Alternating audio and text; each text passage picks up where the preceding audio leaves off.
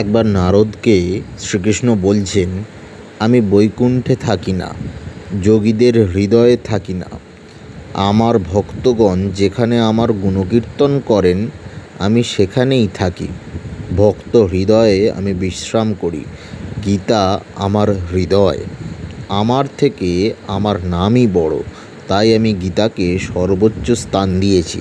কথাটি বলবার একটাই অর্থ, আগামীকাল জগন্নাথ দেব আসছেন এবং রথ নিয়ে যে তত্ত্ব জানানোর দরকার ছিল তা আমি গত ভিডিওতে জানিয়েছি।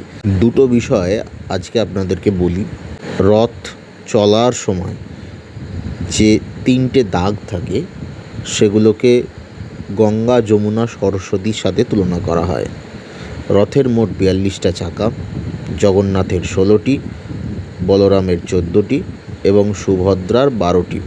সম্পূর্ণ রথ কাঠের তৈরি এবং রথ চলার সময়তে কাঠের কড়কড় যে শব্দ হয় এটিকে বেদও বলা হয়ে থাকে। প্রথমে বলরামের রথ, দ্বিতীয় সুভদ্রার রথ অর্থাৎ মধ্যে, এবং শেষে থাকে ভগবান জগন্নাথ দেবের রথ, যিনি কিনা দারু ব্রহ্ম নামে পরিচিত। রথযাত্রায় সকলে অংশগ্রহণ করুন এবং যারা অংশগ্রহণ করছেন তাদেরকে উৎসাহ দিন।